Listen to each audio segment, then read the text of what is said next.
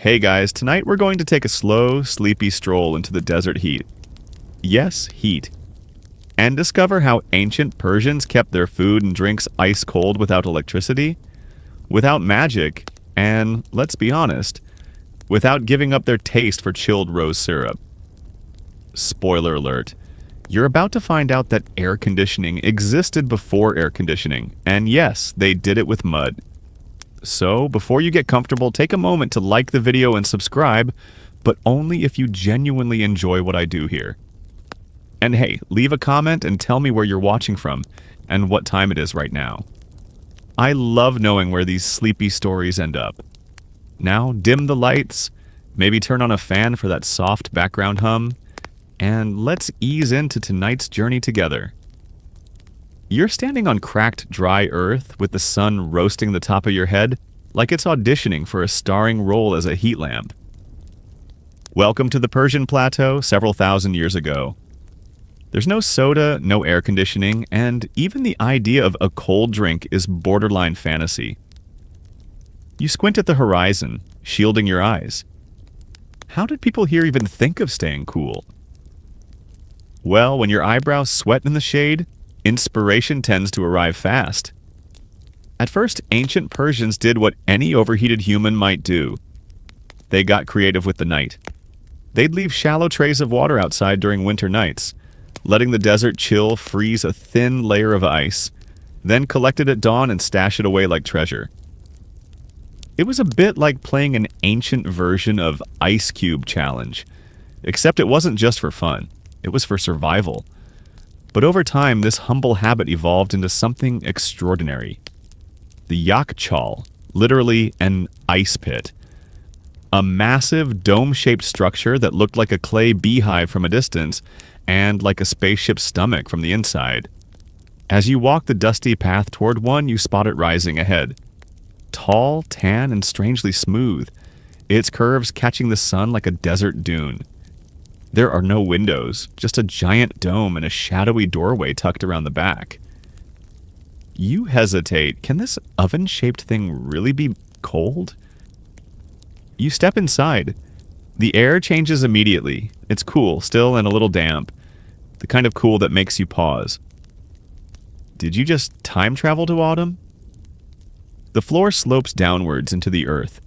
You follow it, slowly, until you're standing in a quiet, sunless chamber that feels like the inside of a thermos.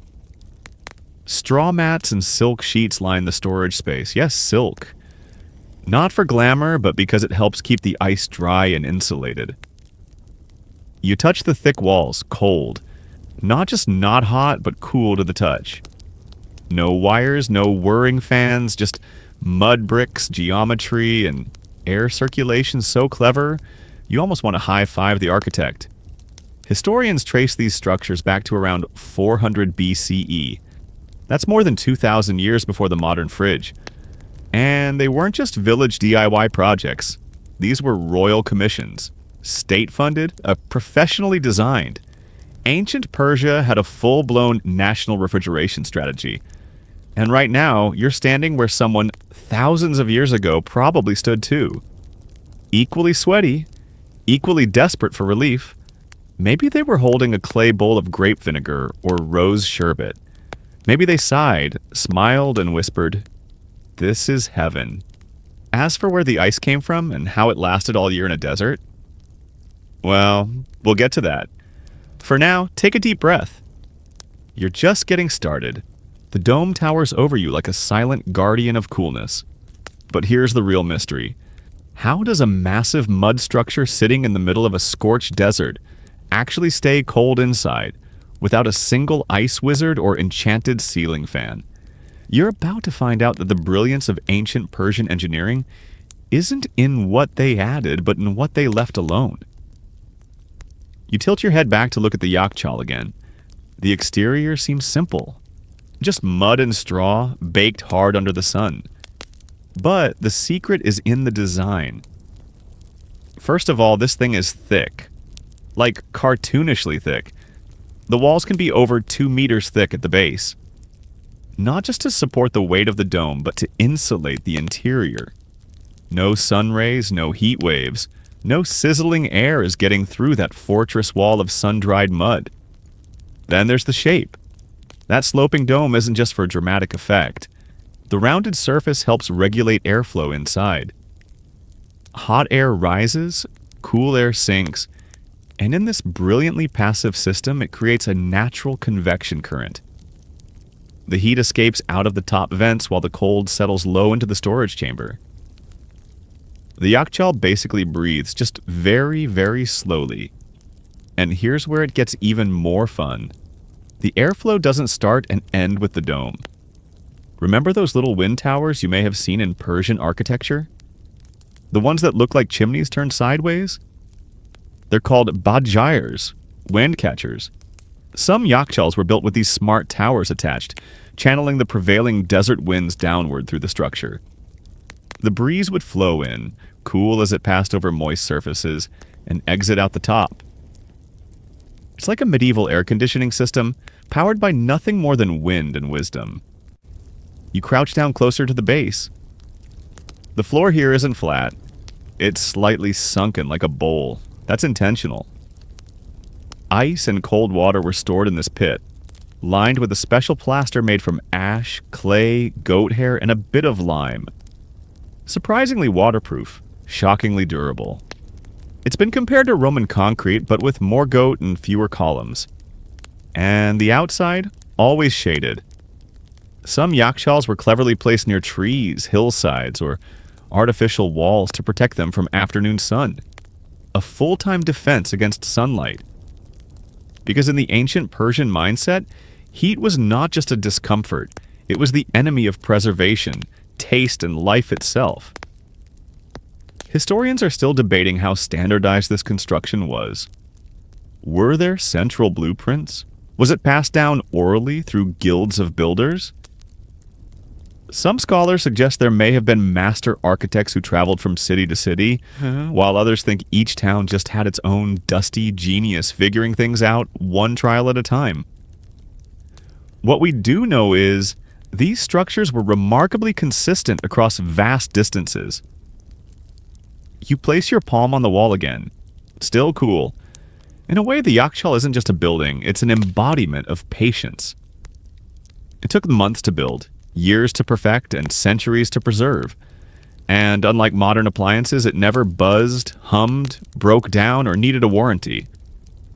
You imagine ancient workers hauling bricks, mixing mud, layering straw between slabs like a giant earthen cake. Maybe one of them wiped their brow and muttered, "One day people will come here just to be amazed this thing doesn't melt." And you? You're doing exactly that.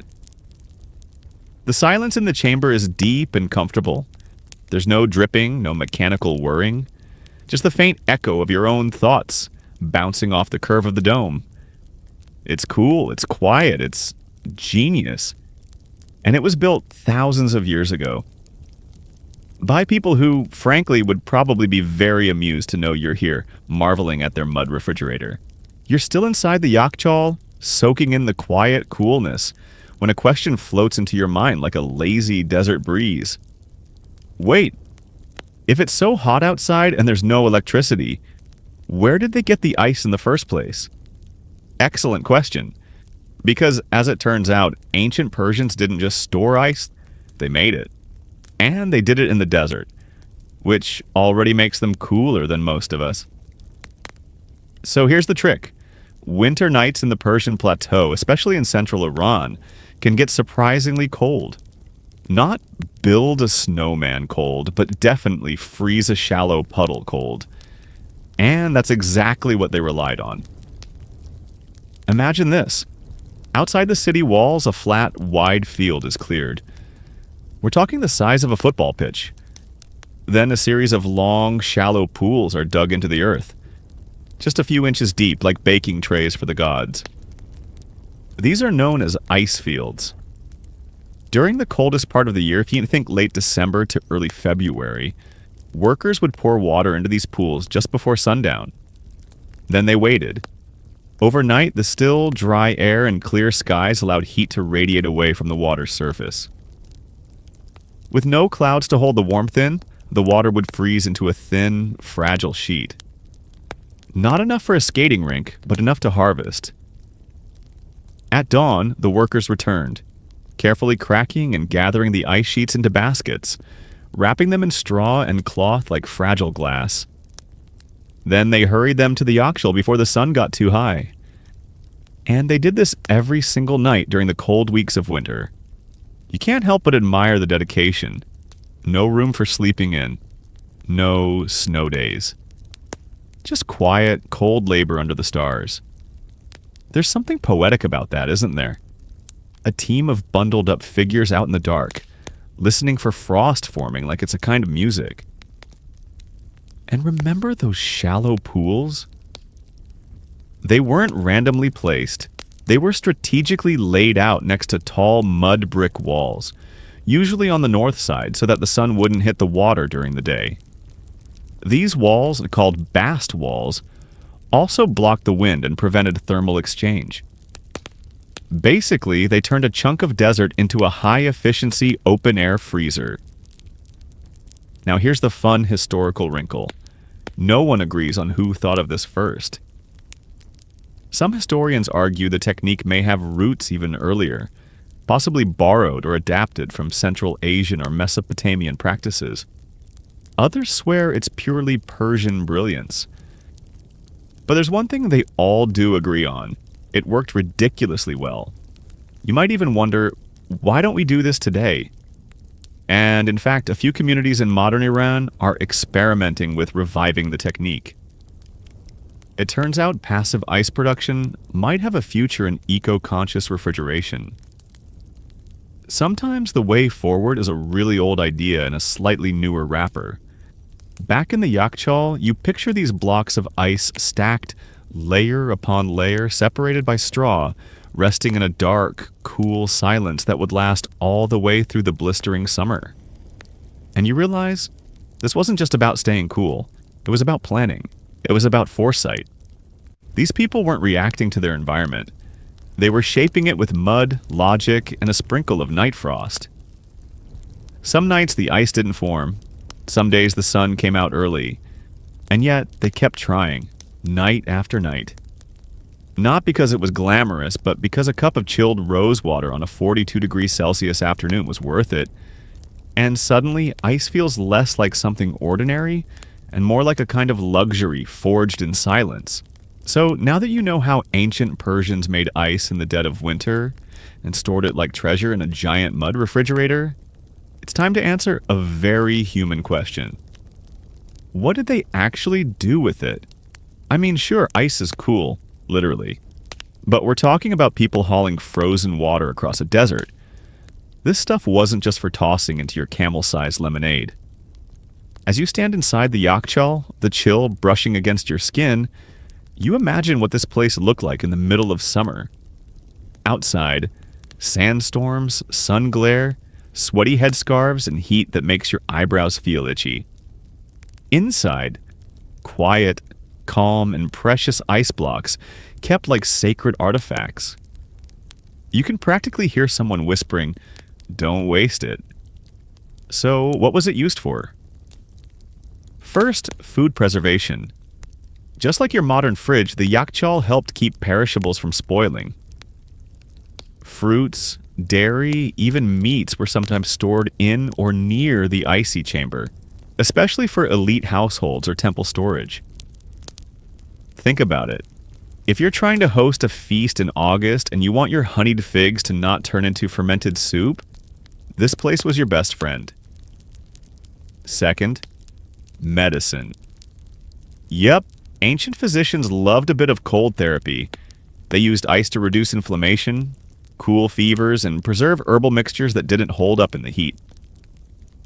Ice was also mixed with crushed herbs and vinegar to make primitive cooling compresses. You can almost imagine a well-dressed court healer walking into the yakhchāl like a spa guest, emerging later with a cold cloth and dramatic wisdom. Third, and this is my favorite, ice cream, or at least the ancient version of it.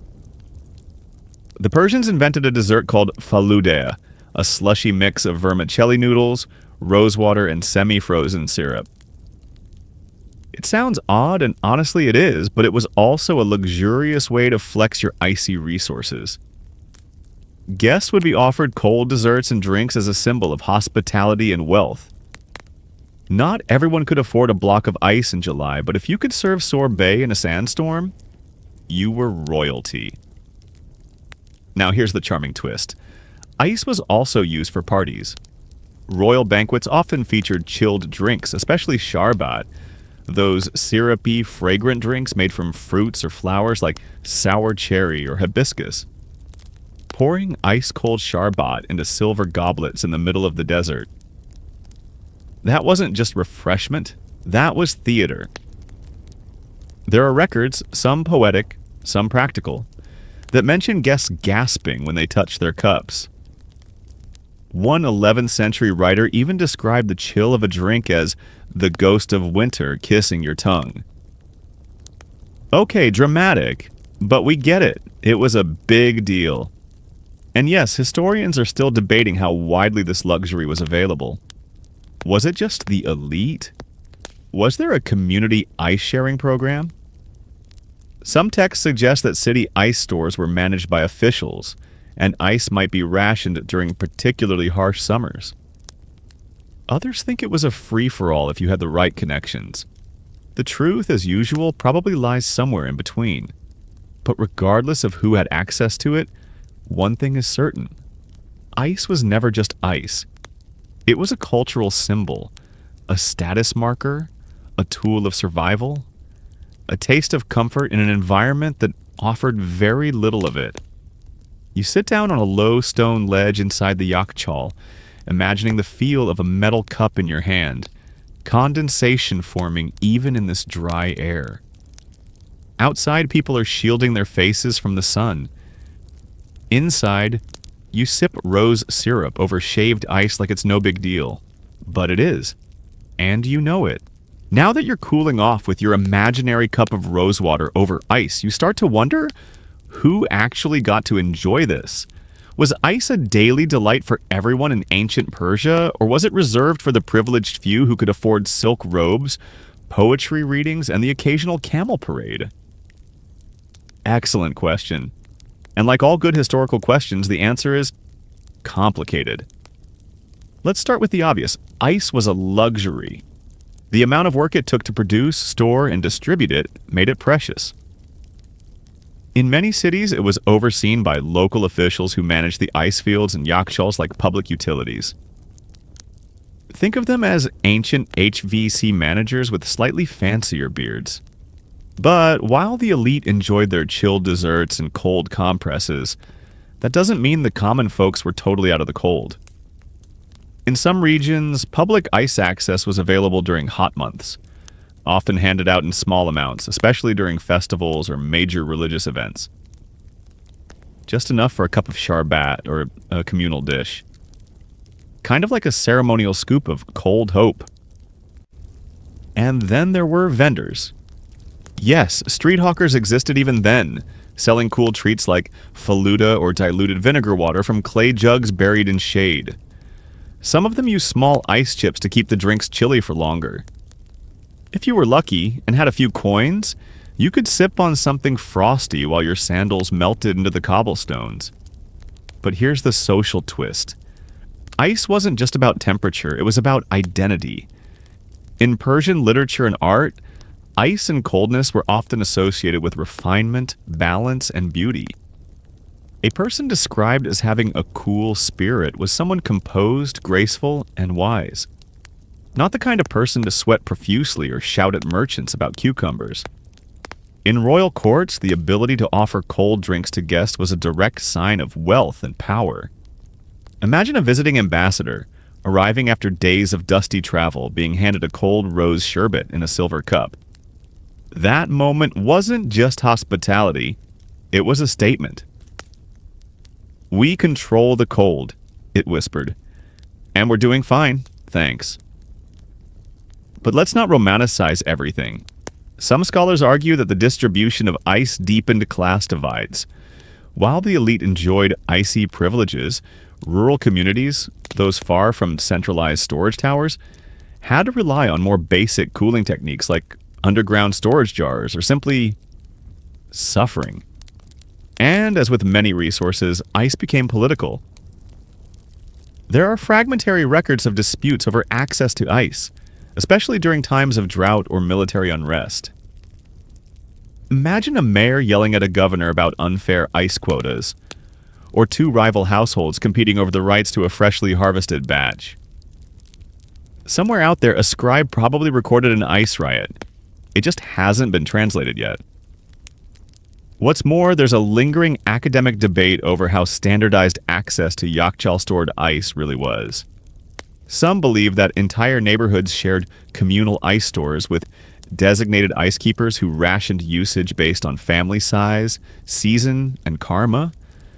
Others argue that it was first come, first served, and the early camel got the cube. You lean back against the wall of the yakhchāl, imagining a quiet morning as ice is divvied out. Children running barefoot with empty bowls. Old men bartering an extra fig for one more sliver. A woman fanning herself, hoping the line moves faster. It's mundane, messy, human. And somehow, it makes the whole thing feel even more real. Because in the end, ice wasn't just for comfort. It was for showing care, for serving guests, for offering relief. And sometimes for reminding someone, in the middle of a blazing summer, that life could still surprise them with something beautifully unexpected. You step back out into the sunlight, squinting as your eyes readjust. The yakhchāl behind you now seems even more impressive. Not just a building, but a quiet act of defiance against the sun. But just as you start to admire its brilliance, another question rolls in. How did they even figure this out? I mean, you didn't just wake up one day in 500 BCE and say, you know what would be cool? A massive cone-shaped mud fridge that traps cold air and stores ice for 8 months. It had to start somewhere. So let's talk about innovation, Persian style. Ancient Persia, especially during the Achaemenid and later Sassanid periods, was a cradle of engineering and architectural curiosity. They built roads so straight they make Google Maps jealous, and aqueducts, qanats, that carried water underground for miles without a single pump. These people didn't just react to their environment, they reshaped it. The yakhchāl, most scholars agree, was the natural evolution of several Persian obsessions: water management, geometry, and making summer less awful. Some believe the idea came from observing natural caves and how cool they stayed year-round. Others think it began with simply digging pits to store ice under blankets of straw and clay pots, noticing which pits lasted longest. Over generations, the pits got deeper, the walls got thicker, domes were added, air vents were cut. Before long, someone looked at their mud pile and thought, this is starting to look like a cold temple. And in a way, it was. These weren't randomly placed or carelessly built. Yakhchāls were aligned according to wind patterns, shaded during peak sun hours, and often paired with those famous qanats, underground water channels that flowed from distant mountain springs. Now here's where it gets beautifully nerdy. Many yakhchāls were positioned directly above a qanat, which served two genius purposes. One, the flowing water helped cool the base of the structure. Two, it made transporting ice or keeping perishables moist way easier. Think of it as ancient Persia's version of combining a walk-in freezer with a lazy river. Some historians argue that the combined knowledge of mud architecture, hydraulic engineering, and desert survival came together like a perfect recipe, tweaked over generations, probably by a lot of patient builders with very sunburned shoulders. But even now, we don't know exactly who invented it first. There's no single architect's name carved into a brick, no epic poem titled Ode to the Cool Dome. Instead, these structures seem to emerge slowly in the historical record, quiet and useful, like all great ideas. The oldest confirmed yakhchāl dates back to around 400 BCE, but some researchers suspect earlier prototypes existed, undocumented, perhaps even during Elamite times. Others believe the idea was influenced by even older cooling traditions from Central Asia or Mesopotamia. As usual, scholars are still arguing. And as usual, nobody agrees on anything except that it worked. You smile to yourself, imagining some ancient builder proudly showing his latest design to a skeptical noble. "It's not just a dome," he insists. "It's cold on the inside." The noble frowns, wipes his sweaty forehead, and mutters, "I'll believe it when my pomegranate stops melting." But it's not just the dome, or the underground channel, or the ice itself.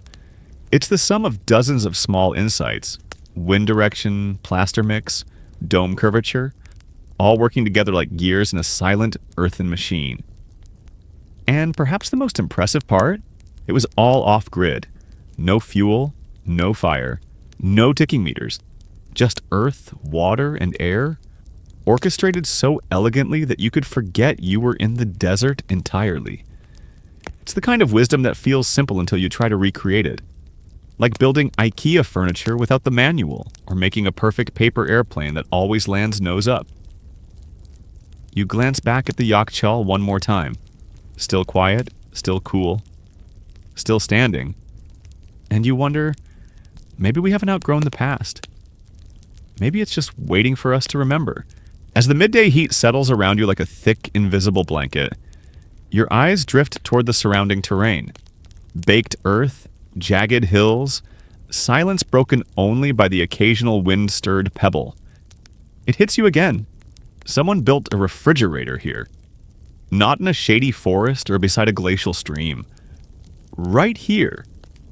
In a sun-scorched sandbox. So how did they choose the perfect spot for these things? Well, like everything else in Persian engineering, location wasn't just a matter of convenience. It was a science.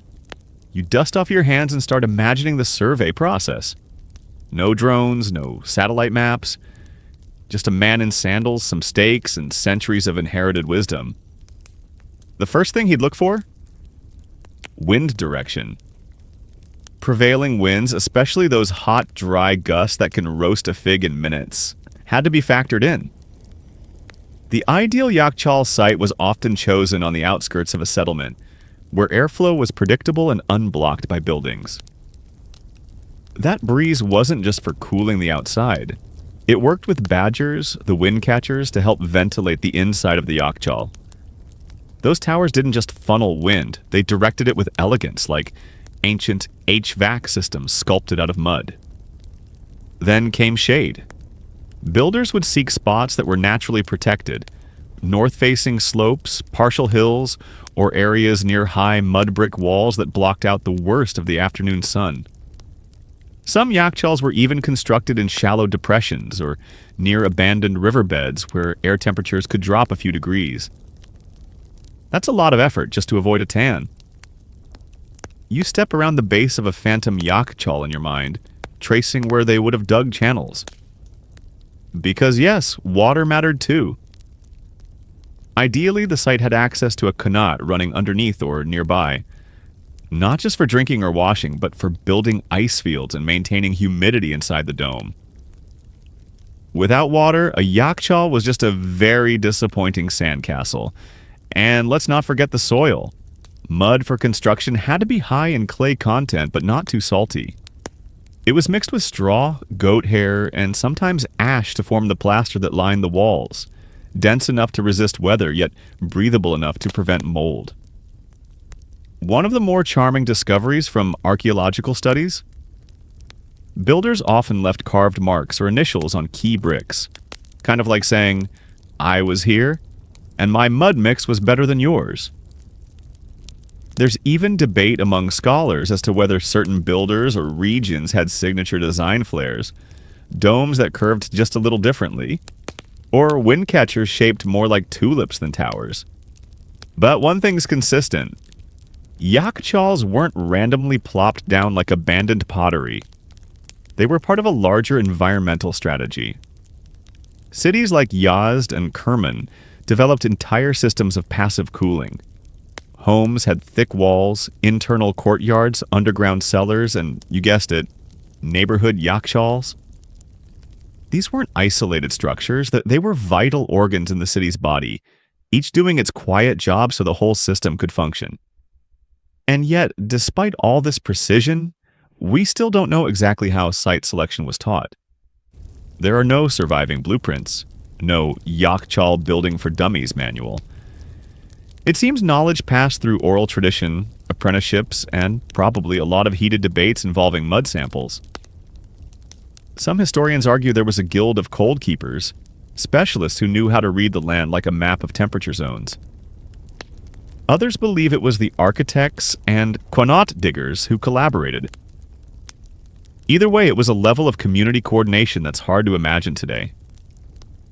You pause and picture it, a line of builders walking in a slow arc, hands cupped to their ears, listening to wind. One squints at the sun's arc, another tastes the dirt. Finally, someone mutters, "Here. We build here." And then they begin. It's humbling, really.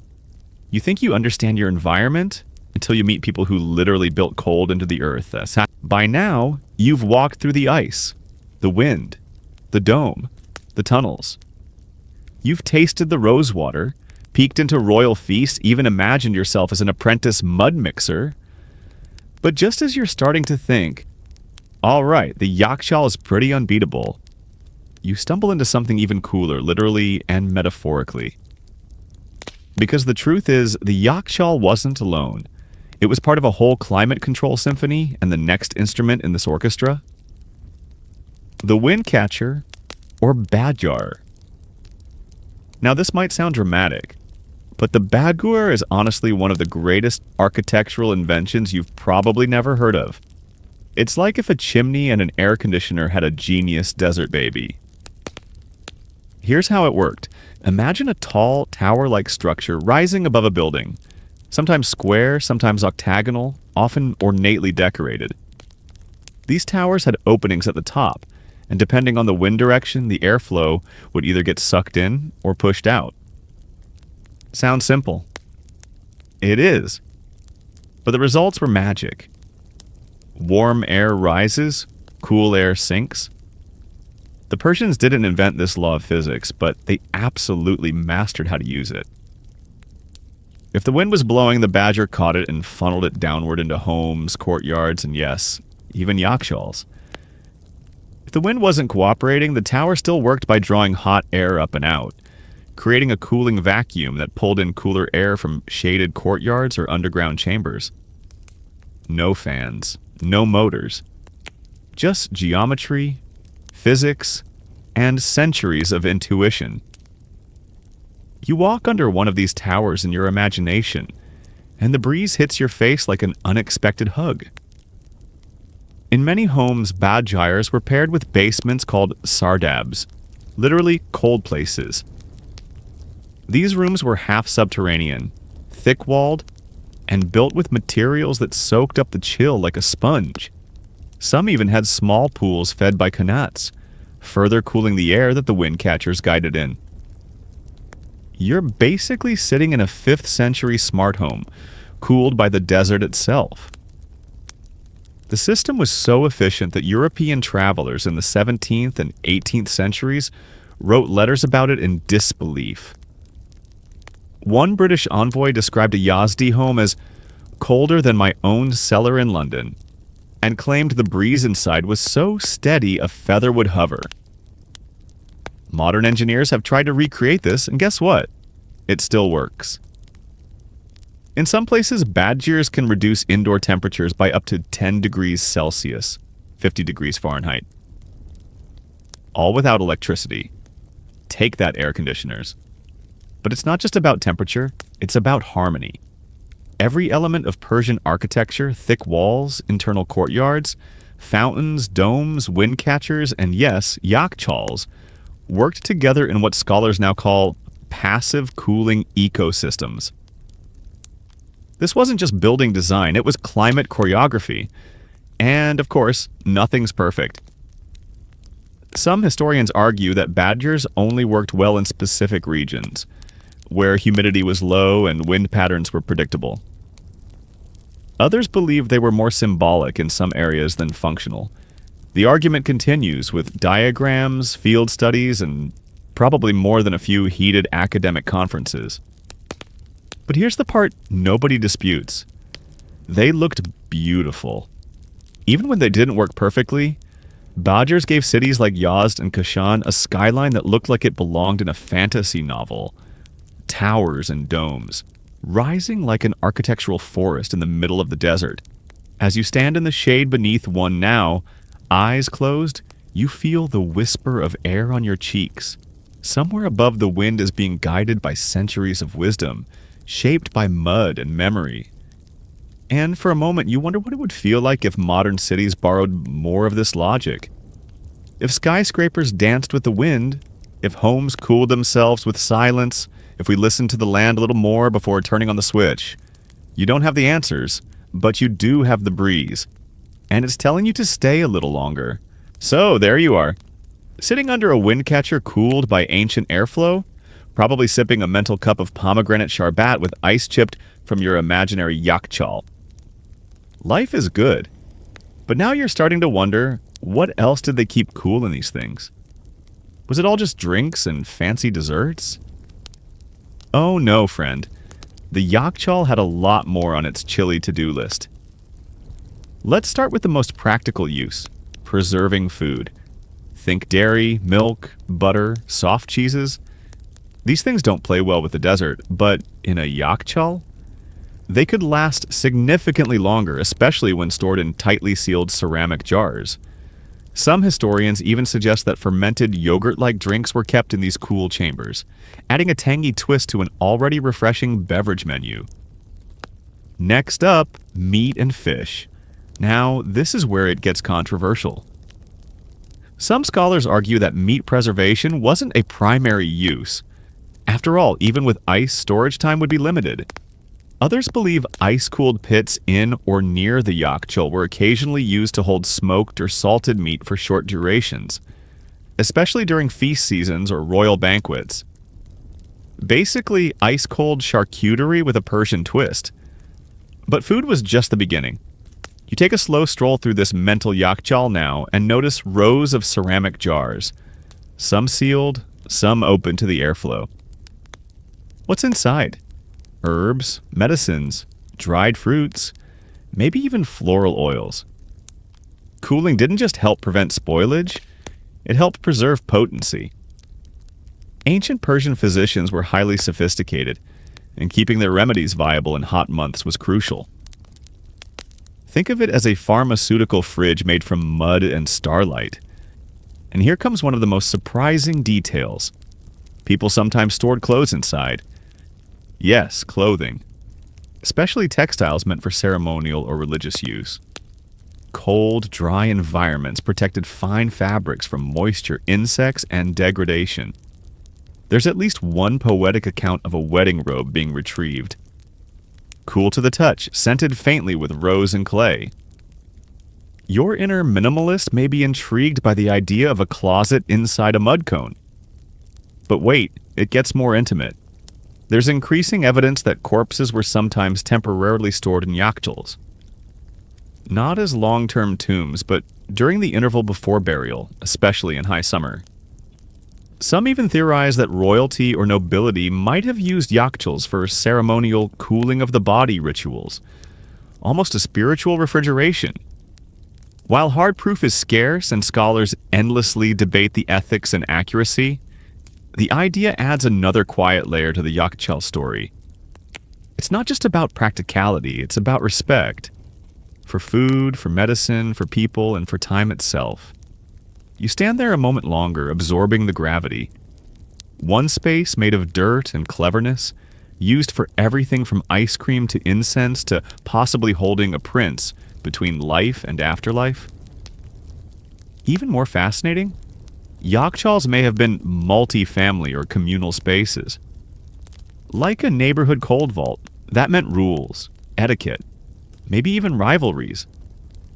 You can almost hear the whispered arguments. That's my jar of saffron syrup. You put your goat cheese too close to my rosewater again. If you drop another fig into the sacred cool spot, I swear. And yes, there's scholarly debate about that too. Some claim yakhchāls were state-run and strictly regulated. Others argue that private families or merchant guilds had their own. Still, others suggest they were semi-public, with usage rights based on social status or economic contribution. Like most things in ancient Persia, it was probably a mix of both. A system tailored to each city, each era, each community. But no matter the politics, what remains is this. The yakhchāl wasn't just a storage space. It was a container of life. It cooled the milk. It held the medicine. It protected the silk. And for just a moment in a world where the sun never stopped chasing you, it gave you something rare. Relief. By now, the yakhchāl isn't just a building to you, it's a character. Stoic, wise, a little dusty, but full of surprises. But as you brush your fingers along its imagined wall, another thought tickles your brain. How did they actually get the ice in there to begin with? I mean, we've been talking about storage, airflow, geometry, but what about the ice itself? Because guess what? They made it in the desert on purpose. Yeah, take a moment for that to sink in. Let's rewind to a frosty Persian winter's night. You're outside the city, under a sky full of stars so clear you feel like you could pluck them down and use them as lanterns. The temperature drops dramatically after sunset, especially in arid regions like Yazd or Kerman, where diurnal temperature swings could be extreme. The days might be roasting, but the nights? Practically refrigerator auditions. So what did our clever ancestors do? They built shallow ice pools, long rectangular basins, dug near the yakhchāl, often with thick insulating walls on the sides. These pools were filled with water in the evening and left to sit overnight. With clear skies and dry air, radiative cooling did the rest. The top layer of water would freeze as the heat escaped straight into the sky. This wasn't a freak accident. It was engineered. They designed these pools with north-south orientations to minimize sun exposure during the day. Some even had windbreak walls to shield against warm gusts or to reflect cold air back onto the surface. The Persians were basically doing outdoor physics experiments with mud and moonlight. And when the ice formed, it was harvested at dawn, carefully chipped away, and carried into the yakhchāl using wooden sleds, goatskin rafts, or bundled on carts pulled by early rising, very cold donkeys. The ice blocks were layered with insulating materials like straw, sawdust, or even ash. This reduced melting and allowed storage deep into summer. Now here's where it gets fun. Some years were better than others. If the winter was mild, less ice formed. If there was a snow flurry, rare but possible in some desert zones, celebrations erupted. Snowball fights? Maybe. At the very least, a surplus of chilled plum juice. There's also evidence of ice trade routes. In some areas where yakhchāls weren't built or winter temps weren't cold enough, ice was transported from colder regions, wrapped tightly in canvas and packed in hay. It's like Uber Eats, but colder and involving camels. And of course, scholars are still wrestling with the details. Some argue that most yakhchāl ice was artificially frozen via night pools. Others insist it was a combination of natural and imported sources. A few skeptics even believe that in extremely hot areas, yakhchāls were used without ice, just as glorified cool storage for perishables. No one agrees, but isn't that part of the charm? You imagine a group of ancient engineers standing around a barely frozen pool, one of them rubbing his beard skeptically. Think it'll hold? If the stars stay out, maybe. If the goats stop drinking it, definitely. Then, satisfied, they nod and walk back to the dome, trusting the night to do its job. It's low-tech, it's high concept, and weirdly enough, it feels timeless. Because somewhere in that process, shaping mud walls, measuring wind, freezing water beneath stars, people learned how to outwit the climate. Not by overpowering it, not by forcing it, but by working with it. And that kind of wisdom doesn't age. At this point, you're probably wondering, if this system was so brilliant, so eco-friendly, so deliciously chill, why don't we see more yakhchāls today? Why aren't they everywhere, cooling our oat milk and leftover lasagna in architectural glory? Well, here's the thing. They almost disappeared. But let's not panic. Like any good underdog in history, the yakhchāl story has a few twists left. Let's rewind a bit to the early 20th century when the world got a taste for two things: electricity and efficiency. Enter the refrigerator with its buzzing compressors and promises of 24/7 cold on demand. No more waiting for starlight. No more ice harvesting at dawn. No more goat-based logistics. Modern refrigeration was fast, powerful, and, in the beginning, unbelievably magical. People were understandably dazzled. The ancient domes. They started to look a little quaint, dusty, maybe even silly with their big mud bellies and awkward placement on the edge of town. So, over the decades, many yakhchāls were abandoned. Some were torn down. Others were simply left to wither away, victims of neglect and modernity. Refrigeration units sprouted in kitchens like tiny cold gods, humming away behind shiny metal doors. You might sigh here. It feels like a familiar story. Technology replacing tradition. But hold on, because the yakhchāl wasn't down for long. In recent years, something unexpected began to happen. Architects, engineers, and climate scientists started looking back. Not nostalgically, but practically. The 21st century brought climate challenges, energy concerns, and a desperate need for sustainable cooling. And suddenly, these ancient domes didn't look so silly anymore. Turns out passive cooling, the very principle behind the yakhchāl, is incredibly efficient. It uses zero electricity, creates no emissions, and adapts to local materials and climates. Cities like Yazd still have a few functioning yakhchāls and wind catchers actively used for storage, ventilation, or educational purposes. Some are even undergoing restoration projects, spearheaded by environmentalists and historians working together. And here's the twist you didn't see coming. Modern architecture is borrowing yakhchāl techniques.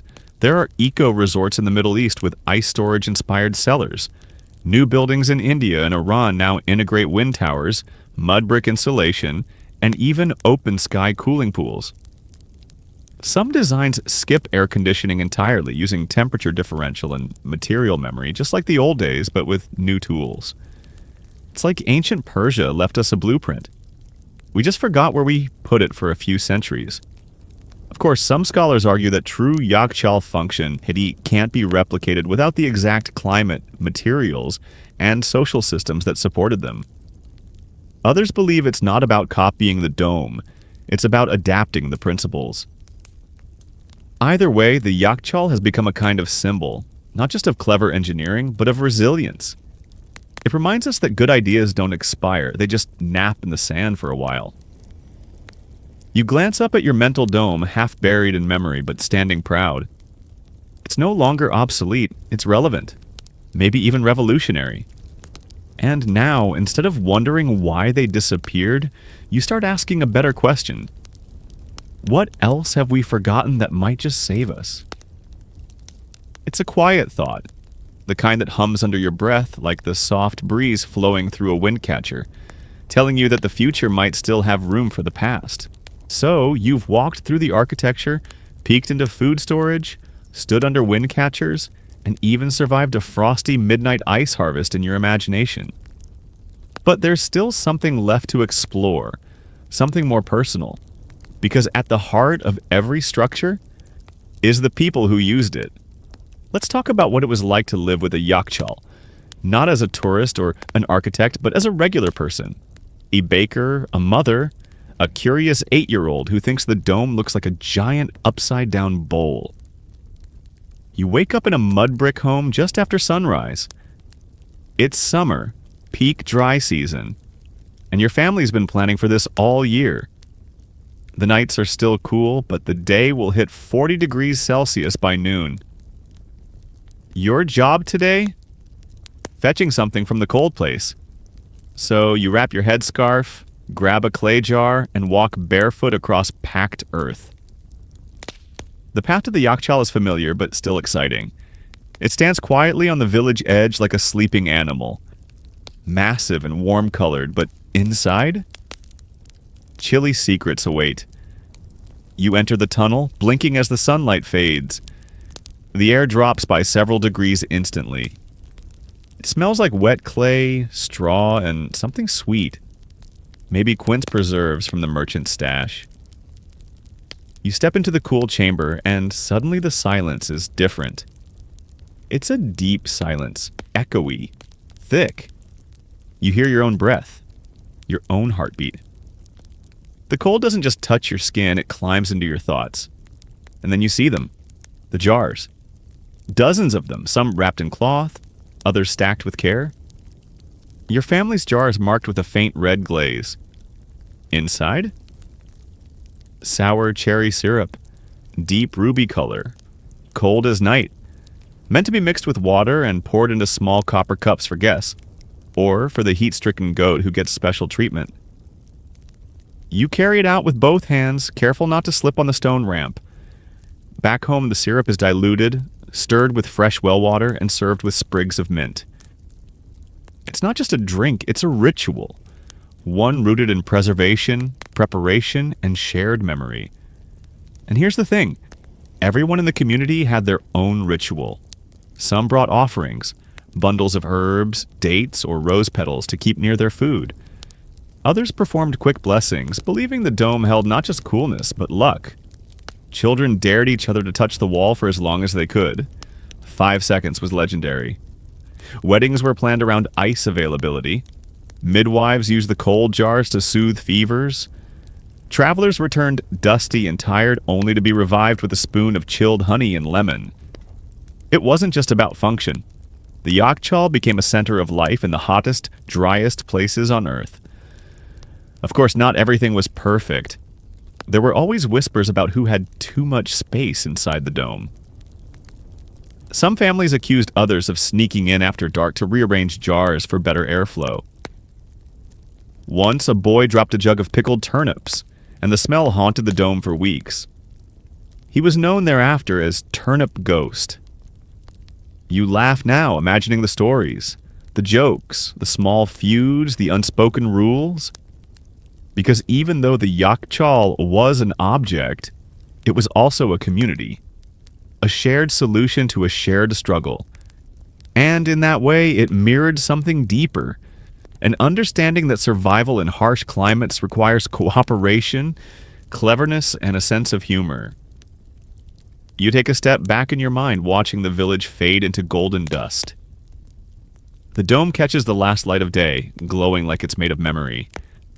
And for a second, you swear it breathes, because maybe, just maybe, it does. By now, you've probably fallen a little in love with the yakhchāl. And who could blame you? It's earthy, mysterious, and keeps things cool without even needing a power socket. But like every good historical marvel, it didn't exist in a vacuum. So tonight, you're going traveling. Not too far, just across regions, dynasties, and architectural boundaries. Because the influence of the yakhchāl didn't stay politely within Persian borders. It wandered, it evolved, it whispered secrets to other ancient cultures. Let's start with the obvious neighbors, India and Central Asia. These regions had their own heat problems and their own clever fixes. But in places like Rajasthan, you'll find ancient stepwells and subterranean chambers that echo the principles of the yakhchāl. Cool storage below ground, thick insulating walls, and air management using orientation and design. In the cities of Mughal India, royal palaces featured ice pits and water-cooled rooms. Ice was often brought in from the Himalayas, or made locally in shallow pools, just like in Persia.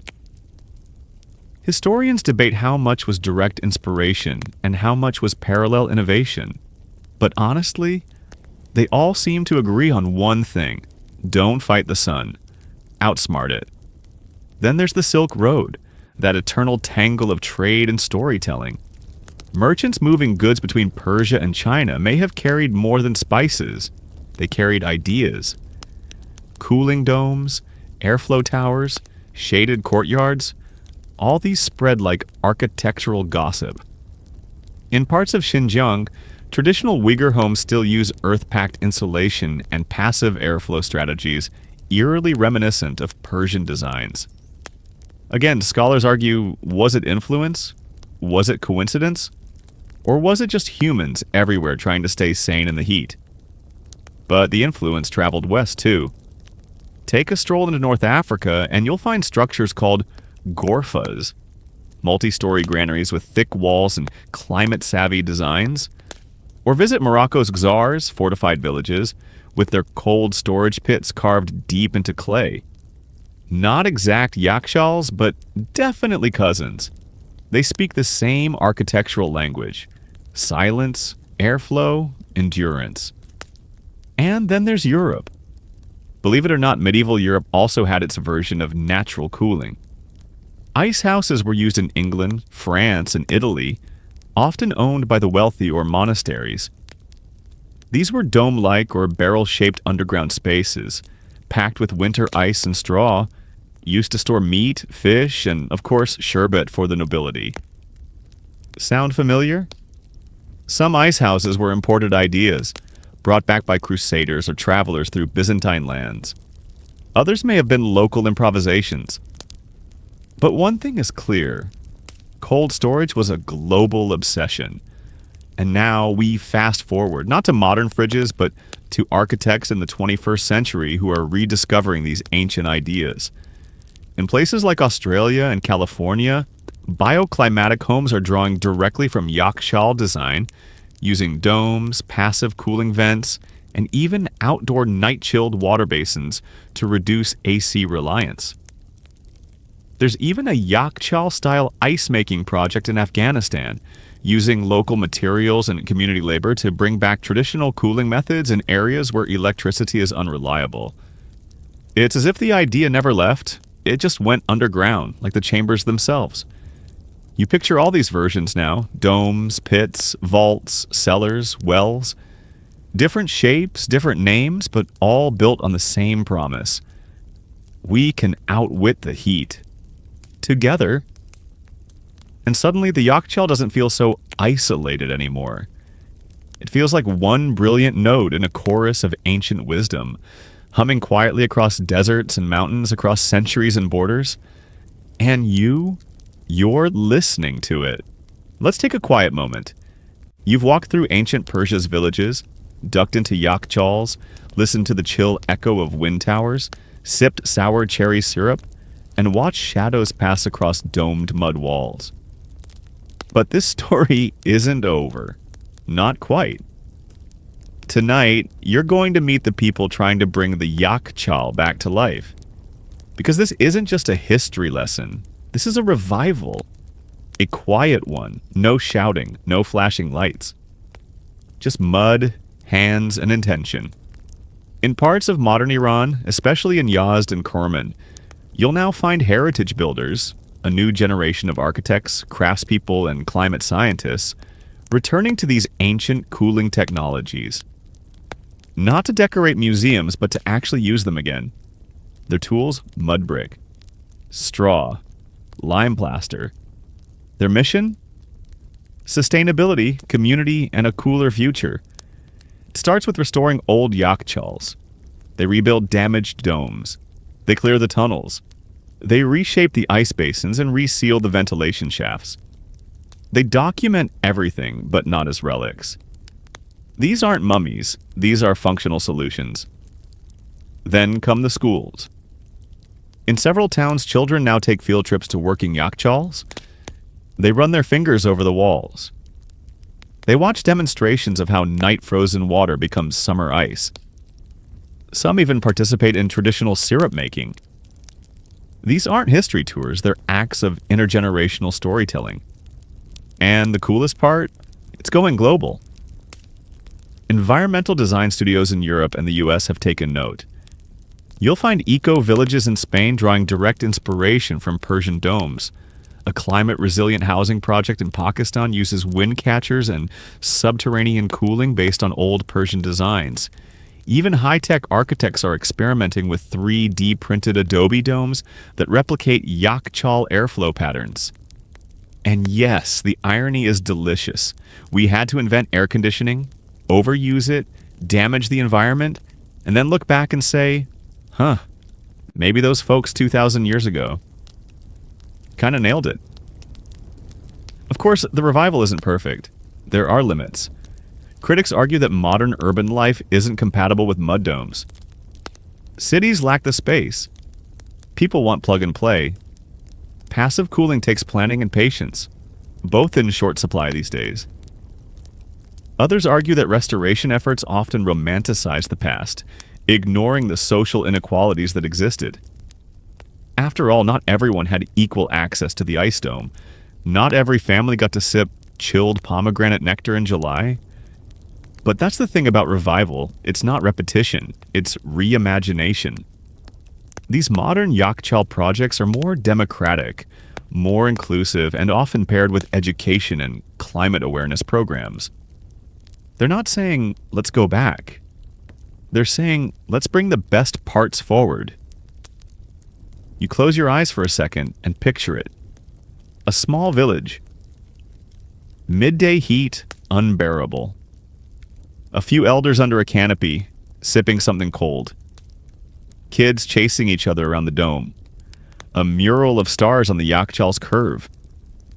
And just beyond that, solar panels catching the light.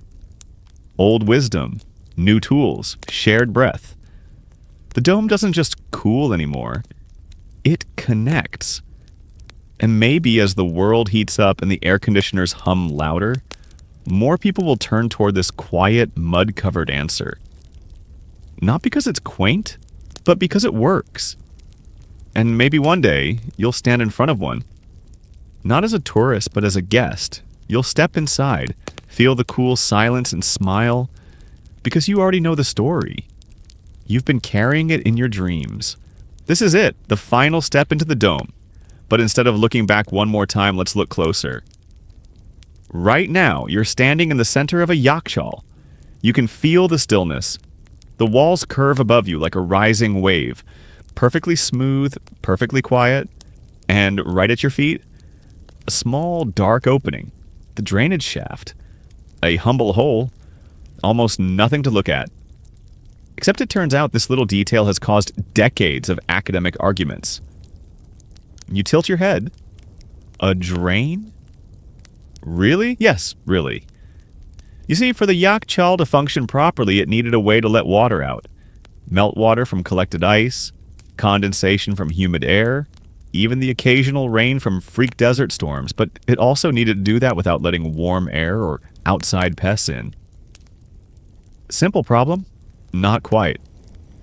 Some historians claim the shaft was angled with mathematical precision, directing water to underground catchments far from the dome.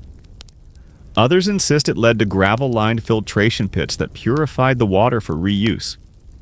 A few argue that no such drain ever existed, and that what we think were drainage holes were really ceremonial features. Archaeologists have found stone linings, clay piping, even lime-sealed reservoirs, but the records are incomplete. There's no manual, no yakhchāl for dummies. And since much of this knowledge was oral and local, we're left piecing together the system like a slow, sandy jigsaw puzzle. Even modern restorers disagree. Some seal the shafts for better insulation. Others argue that without the original water management, the dome loses its breath. It's a strangely poetic debate. All over a hole in the ground. And yet it tells you something vital. Small details matter. The success of an entire cooling structure depended not just on grand domes or brilliant airflow, but on the humble, hidden mechanics beneath. That feels familiar, doesn't it? A reminder that in your own life, the big picture is shaped by tiny habits, quiet systems, invisible choices, how you set your rhythm, where you release pressure, how you store your energy for the hard seasons. The yakhchāl wasn't built to dazzle, it was built to last, and that meant paying attention to the parts no one sees. So you squat next to the shaft, peer in, and smile. It's dark, yes, but not empty. It's a passage, a continuation, a design born not of luxury but intention. You place your hand on the wall one last time. It's cool, solid, slightly rough. It holds centuries of sun and sweat, weddings and whispers, ice and silence. You walk out slowly. The light outside is gentler now. Maybe it's evening, or maybe it's just your body finally unwinding. And as the dome recedes behind you, it doesn't disappear. It stays with you. A shape in your memory, a temperature in your bones, a lesson in staying calm, in building slowly, and in remembering that even in the hottest places, someone, somewhere, figured out how to hold on to cold.